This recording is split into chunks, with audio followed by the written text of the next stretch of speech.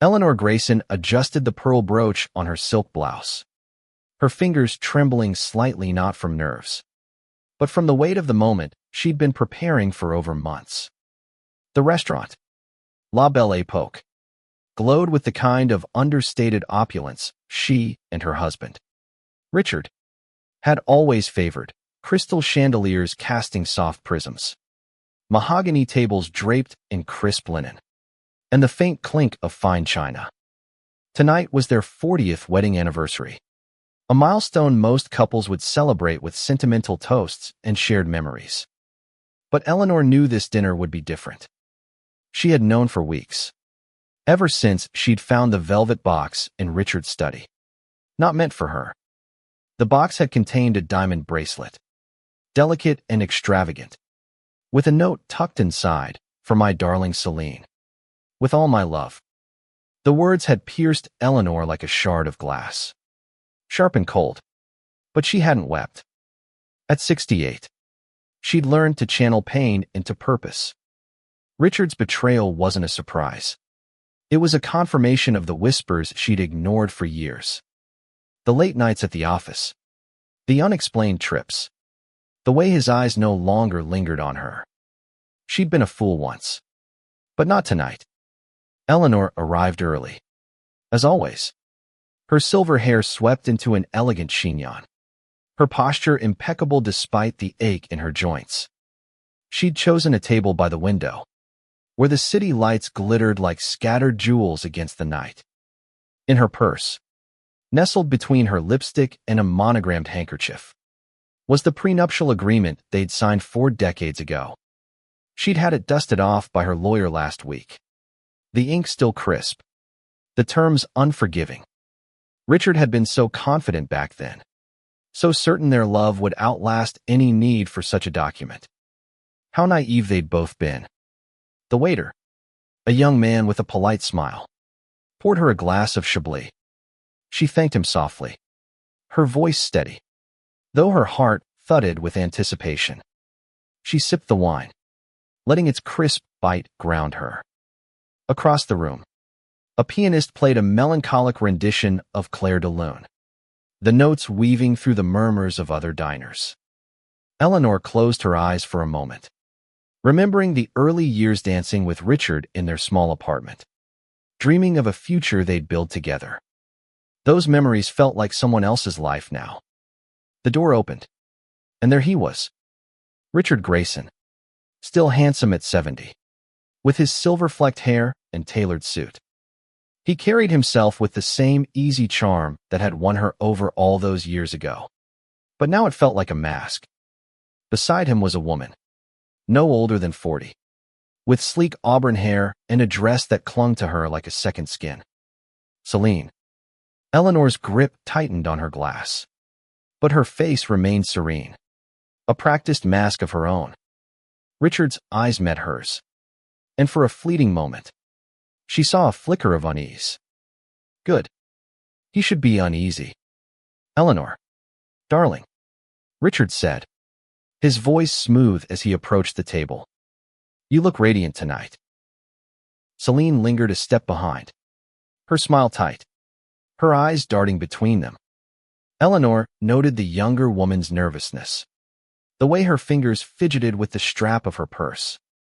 She was out of her depth, a pawn in a game she didn't fully understand.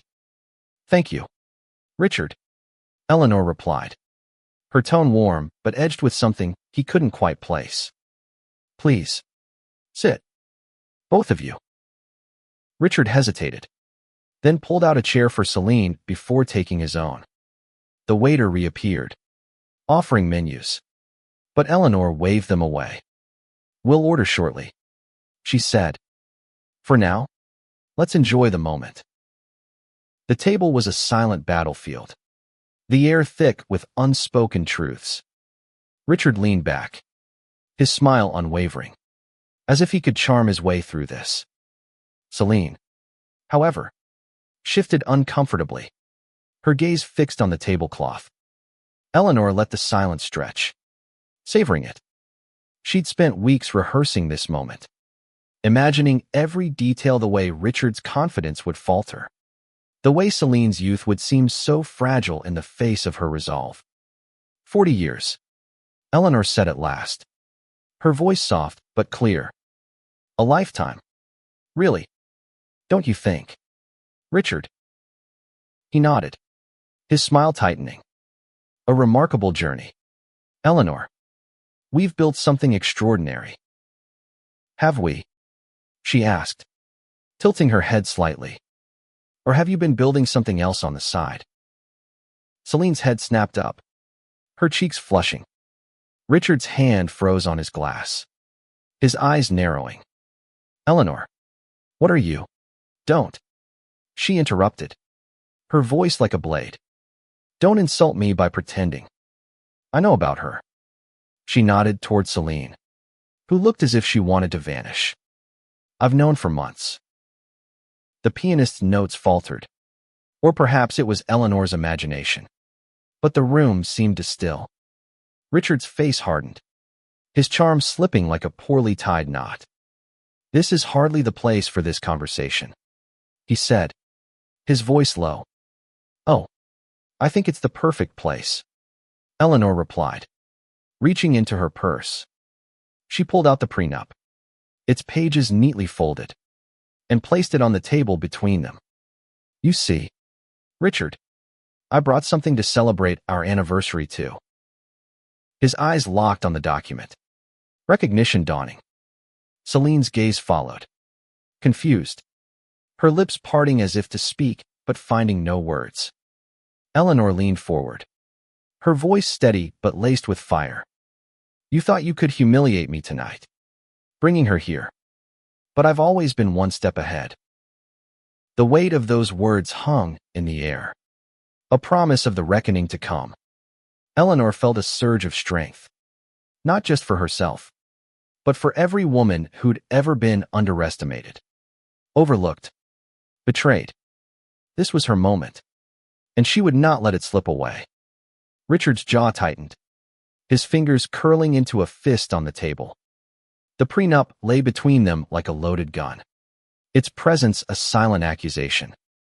Eleanor watched him closely, noting the way his eyes flickered with something between anger and fear. She'd seen that look before decades ago, when he'd lost a major deal early in his career.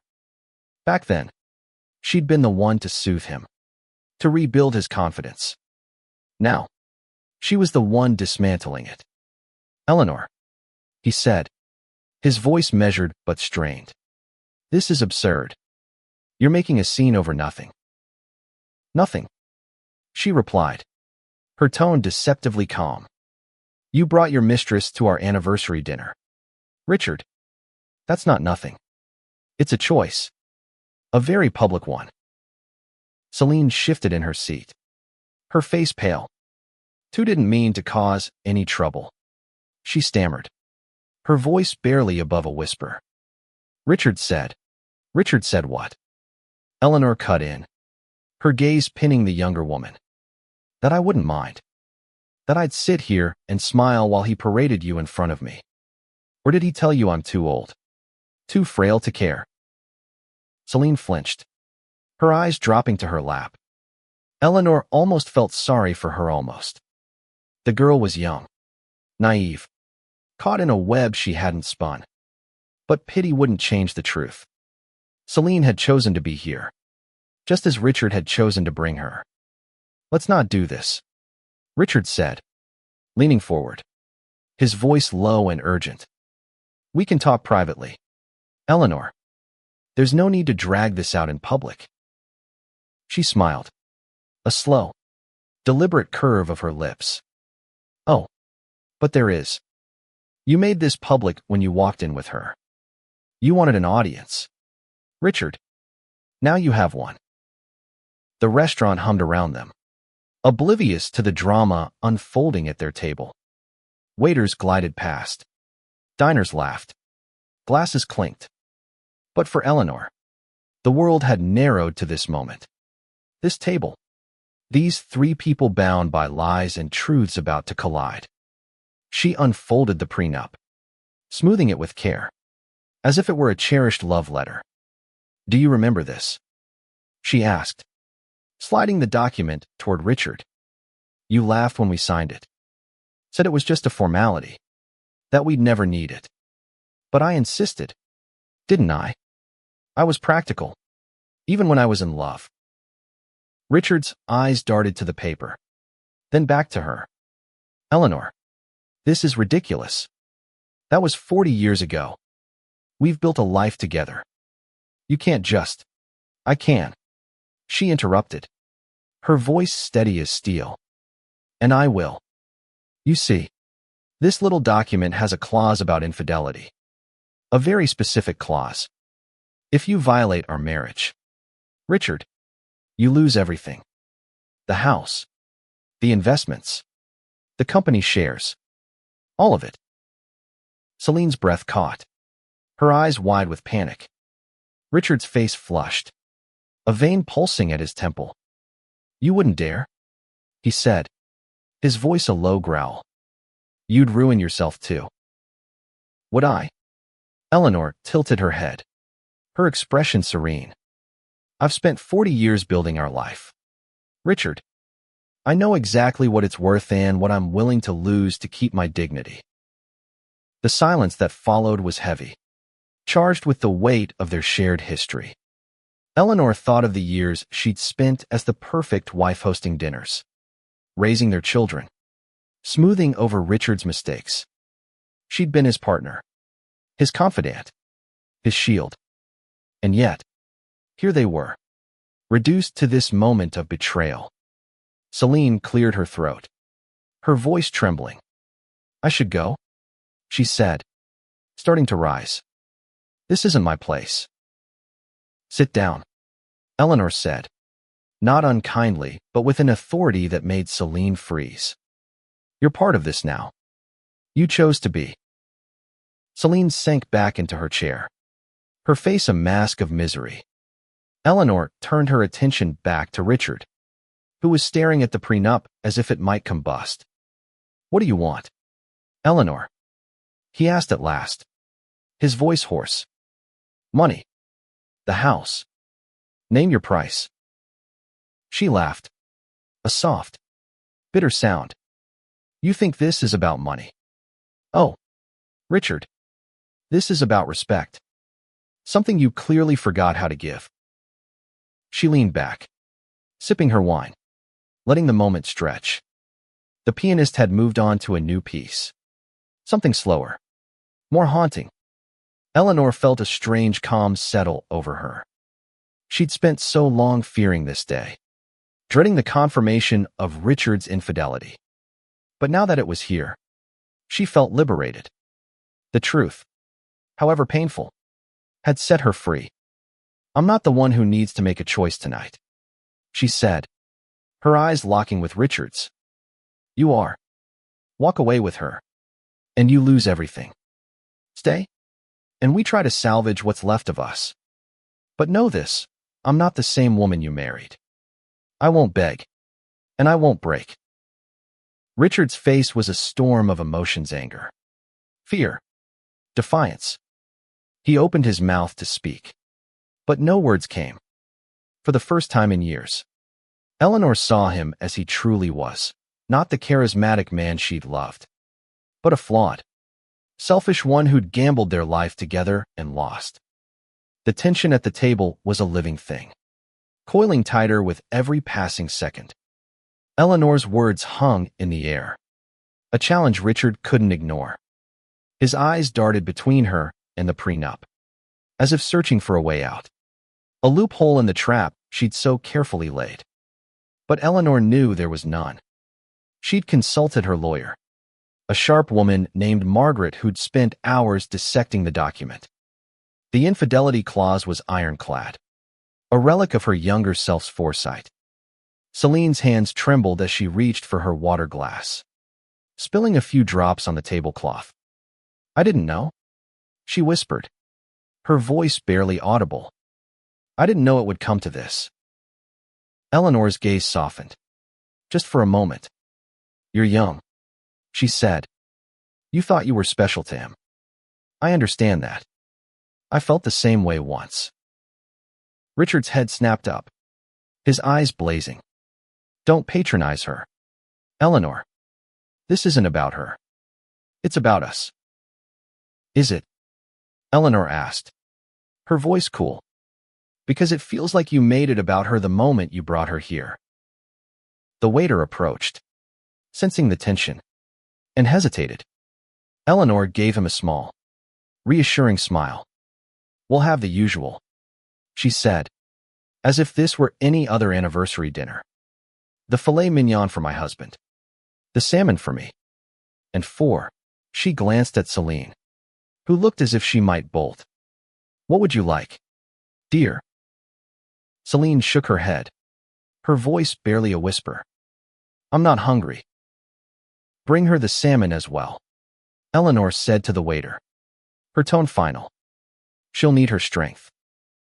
The waiter nodded and retreated, leaving them in their bubble of conflict. Richard leaned forward, his voice low and urgent. Eleanor, let's be reasonable. We can work this out. There's no need to throw away 40 years over a mistake. A mistake, she echoed, her eyebrows rising. A mistake is forgetting to pick up the dry cleaning. Richard, this is a choice. A series of choices. How long has it been going on? Months. Years. He didn't answer, his silence as damning as any confession. Celine stared at her hands, her face flushed with shame. Eleanor felt a pang of sympathy, but it was fleeting. Sympathy wouldn't undo the nights she'd spent alone, wondering where her husband was, or the years she'd poured into a marriage that had been eroding beneath her feet. I trusted you, Eleanor said, her voice softening, not with forgiveness, but with the weight of her realization. I built my life around you. Our children, our home, our legacy. And you threw it away for. She gestured toward Celine, not with malice, but with a kind of weary resignation. For what? Richard. A fling. A fantasy. It's not like that, he said, his voice cracking. You don't understand. Then explain it to me, she said, leaning forward, her eyes locked on his. Tell me why you thought this was worth risking everything we've built. Richard ran a hand through his hair, his composure fraying. You changed, Eleanor. You became distant, cold. I needed someone who saw me, who made me feel alive again. The words stung, but Eleanor didn't flinch. She'd heard them before, in her own fears, in the quiet moments when she'd wondered if she'd failed him somehow. But she hadn't. She'd been steady, loyal, the backbone of their family. If anyone had changed, it was him. And you think she sees you? Eleanor asked, nodding toward Celine. She sees what you want her to see. Richard, the successful businessman, the charming husband. But she doesn't know you. Not like I do. Celine's eyes filled with tears, but she didn't speak. Eleanor wondered what she saw in Richard Savior. A thrill, a way out of some unseen struggle. It didn't matter. Celine was a symptom, not the cause. I don't want to lose you, Richard said at last, his voice raw. I made a mistake. Eleanor, I'll end it. I swear. She studied him, searching for the man she'd marry, the one who'd promised her forever with such conviction. But that man was gone, replaced by someone who'd chosen to hurt her in the most public way possible. It's too late for promises, she said quietly. You made your choice when you walked in here with her. The food arrived, the plates arranged with meticulous care, but no one touched them. The salmon glistened under the candlelight. The filet mignon sat untouched, a silent testament to the ruin of their evening. Eleanor folded the prenup and tucked it back into her purse, her movements deliberate. I'm not signing anything tonight, she said, but I want you to think about what you've done and what you stand to lose. She stood, her chair scraping softly against the floor. Enjoy your dinner, she said, her voice calm but laced with steel. Both of you. As she walked away, head held high, Eleanor felt the weight of 40 years lift from her shoulders. She wasn't the broken one. She was the one who'd survived. Eleanor stepped into the cool night air, the city's hum wrapping around her like a familiar embrace. The restaurant's warmth faded behind her, replaced by the distant wail of a siren and the soft glow of streetlights. She paused on the sidewalk, her breath visible in the crisp autumn air, and allowed herself a moment to feel the enormity of what she'd just done. She hadn't just confronted Richard. She'd reclaimed her power, her dignity, her right to be seen. Her driver, Henry, was waiting across the street, leaning against the sleek black sedan that had been a gift from Richard years ago. He straightened as she approached, his weathered face softening with concern. "Everything all right, Mrs. Grayson?" he asked, opening the door. She smiled, a small but genuine curve of her lips. "It will be. Henry, take me home." The drive was quiet, the city blurring past in a tapestry of lights and shadows. Eleanor's mind churned, replaying the evening, the shock in Richard's eyes, the fear in Celine's, the weight of the prenup in her hand. She'd spent months preparing for this moment, but preparation didn't dull the ache in her chest.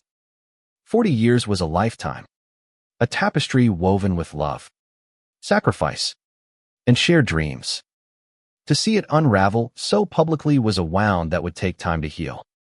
At home, their sprawling estate felt emptier than ever. The grand foyer, with its marble floors and crystal chandelier, echoed with silence as she stepped inside. She kicked off her heels and padded to the study, her sanctuary. The room smelled of old books and polished wood, a reminder of the life she'd built alongside Richard. She poured herself a glass of Scotch's brand. Not Herson sat at the desk, the prenup spread before her. She traced the lines of the document, her fingers lingering on the signatures they'd scrawled all those years ago. They'd been so young, so certain of their invincibility. The prenup had been her father's idea, a precaution she'd reluctantly agreed to. Richard had signed it with a laugh, promising her it would never matter. Now, it was her shield, her sword, her salvation. Her phone buzzed, pulling her from her thoughts. It was a text from her daughter. "Claire, Mom, how was the dinner? Everything okay?" Eleanor hesitated, her thumb hovering over the screen. Claire and her brother, James, had grown up idolizing their father. How could she tell them the truth? That the man they adored had betrayed her, had humiliated her on their anniversary. She typed a brief reply. "It was fine. Darling, I'll call you tomorrow," and set the phone down. The truth would come out eventually. It always did. But for now, she needed to protect them, just as she'd always done. She sipped the scotch, letting its burn anchor her. She wasn't just fighting for herself. She was fighting for the life she'd built, for the woman she'd become. Richard had underestimated her, but he wouldn't again. The next morning, Eleanor woke early, the dawn light filtering through the heavy curtains. She dressed with care, choosing a tailored blazer and skirt, her armor for the day ahead. She had an appointment with Margaret, her lawyer, to discuss next steps. The prenup was clear, but divorce was a battlefield, and she needed to be prepared. Margaret's office was a stark contrast to the restaurant's opulency, sleek, modern space with glass walls and minimalist furniture. Margaret, a woman in her 50s with sharp eyes and a no-nonsense demeanor, greeted her warmly. "You look like you've been through a war," she said, gesturing to a chair. "I have," Eleanor replied, sitting. "But I'm still standing." Margaret nodded, her expression approving. "You handled last night beautifully, from what you told me. Now, let's talk strategy. The prenup gives you leverage. But Richard won't go down without a fight. He's got too much to lose. Eleanor listened as Margaret outlined her options: divorce, separation, or negotiation. Each path had its costs, its risks. Divorce would mean dismantling the life they'd built, but it would also mean freedom. Separation would buy her time, but it would leave her in limbo. Negotiation might preserve some semblance of their partnership, but at what cost to her soul? I want him to feel the consequences, Eleanor said at last, her voice steady. Not just financially, but personally. He needs to understand what he's done. Margaret leaned back, her pen tapping against her notepad. Then we go for divorce. We use the prenup to secure your assets, and we make it clear that you're not backing down. But Eleanor, are you sure? This will get ugly. Eleanor thought of Richard's smug smile, of Celine's nervous fidgeting, of the years she'd spent being the perfect wife. I'm sure, she said. I've spent too long being silent. It's time he hears me. The weeks that followed were a blur of legal meetings, phone calls, and sleepless nights. Eleanor threw herself into the process, channeling her pain into precision. She met with Margaret daily, reviewing documents, strategizing, preparing for the inevitable confrontation with Richard. He'd called her repeatedly since that night, leaving voicemails that ranged from pleading to indignant. She hadn't answered. Let him stew, she thought. Let him feel the weight of his choices. Her children, Claire and James, were another matter. She'd told them the truth carefully, gently, but without sugarcoating. Claire had cried, her voice trembling over the phone as she asked why her father would do this. James had been quieter, his anger simmering beneath the surface. They'd both offered to come home, to stand by her, but Eleanor had insisted they stay focused on their lives. This was her battle, not theirs. Still, their support bolstered her. Claire sent her a bouquet of white roses, her favorite, with a note: "You're the strongest woman I know, Mom." James called every evening, his voice a steady anchor in the storm. They reminded her of what she was fighting for, not just her dignity, but the legacy she'd leave for them. Richard, predictably, didn't go quietly. He hired a lawyer, a slick man named Victor who specialized in high-profile divorces. Victor's first move was to request a meeting, claiming Richard wanted to resolve things amicably. Eleanor agreed, but only on her terms, at Margaret's office, with the prenup front and center. The meeting was a study in contrasts. Richard arrived in a tailored suit, his face a mask of forced calm. Victor, all sharp angles and polished smiles, carried a briefcase stuffed with papers. Eleanor sat across from them, flanked by Margaret, her posture regal, her expression unreadable. The prenup lay on the table, a silent reminder of the stakes. Eleanor, Richard began, his voice conciliatory. I know I've hurt you. I'm sorry, but we can work this out. There's no need to tear everything apart. She raised an eyebrow, unimpressed. You tore it apart. Richard, I'm just cleaning up the mess. Victor cleared his throat, sliding a folder across the table. Mrs. Grayson, my client is prepared to offer a generous settlement. The house, a substantial alimony, and a share of the company profits. In return, we ask that you waive the infidelity clause. Eleanor didn't touch the folder. She looked at Richard, searching for a trace of the man she'd loved. You think you can buy my silence? She asked. You think a check will erase what you did? It's not about erasing, Richard said, leaning forward. It's about moving forward. For us. For the kids. The kids, she repeated, her voice sharp. You didn't think about them when you brought her to our anniversary dinner. You didn't think about them when you started this affair. Don't use them now. Victor interjected, his tone smooth. Mrs. Grayson, the infidelity clause is aggressive. It could leave Mr. Grayson with nothing. Is that really what you want? To destroy the life you've built together? Eleanor smiled. A cold, calculated smile. What I want is justice. What I want is for my husband to understand that actions have consequences. And what I want, Mr. Victor, is for you to stop underestimating me. Margaret leaned forward, her voice cutting through the tension. The prenup is clear. Infidelity voids Mr. Grayson's claim to shared assets. We have evidence texts, receipts, witness statements. If you want to fight this in court, we're ready. Richard's face paled, his hands clenching. Eleanor, please, he said, his voice breaking. I'm begging you. Don't do this. She looked at him, really looked at him, and saw not the man she'd married, but the man he'd become selfish, entitled, desperate. You should have thought of that before you betrayed me, she said softly. This isn't about revenge, Richard. It's about respect. For myself. For our family. For the life I've lived. She stood, signaling the end of the meeting.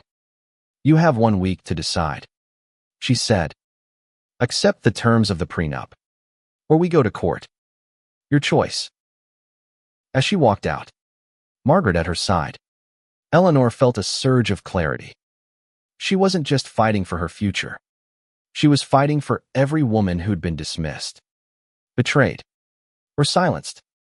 She was fighting for the strength she'd always had but had forgotten to wield. A month later, the divorce papers were signed. Richard had fought, as Margaret predicted, but the evidence was overwhelming, and the prenup was unbreakable.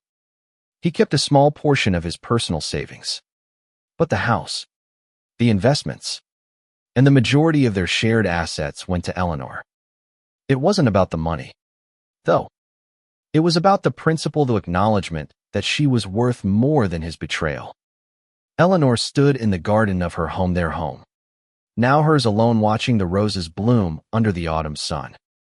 The air was crisp, carrying the scent of earth and renewal. She'd spent the morning with Claire and James, who'd flown in to celebrate her victory, not with champagne, but with quiet, heartfelt moments. They'd walk through the house, reminiscing about their childhood, laughing over old photos, reclaiming the space as theirs. You're incredible, Mom, Claire had said, her eyes shining with pride. I don't know how you did it. Eleanor had smiled, brushing a strand of hair from her daughter's face. I did it for us, she said, and for me. James had been quieter, but his hug had said enough. He'd always been more like her, reserved, but fierce when it mattered. He didn't deserve you, he'd said, his voice thick with emotion. Now, alone in the garden, Eleanor felt the weight of their love, their trust, anchoring her. The divorce had been brutal, but it had also been liberating. She was no longer Richard's wife, no longer defined by his choices. She was Eleanor Grayson, a woman who'd faced betrayal and emerged stronger. Her phone buzzed. A message from Margaret. The transfer of assets is complete. You're officially free. Eleanor smiled, slipping the phone into her pocket. Free. The word felt like a deep breath. A new beginning. She thought of Celine, who'd disappeared from Richard's life as quickly as she'd entered it. Eleanor had no ill will toward her. She was young, caught in a moment she hadn't fully understood. Perhaps she'd learn from it, grow into a woman who valued herself enough to walk away from men like Richard. As for Richard, he'd moved to a small apartment downtown, a far cry from the life he'd known. Eleanor didn't relish his downfall, but she didn't mourn it either.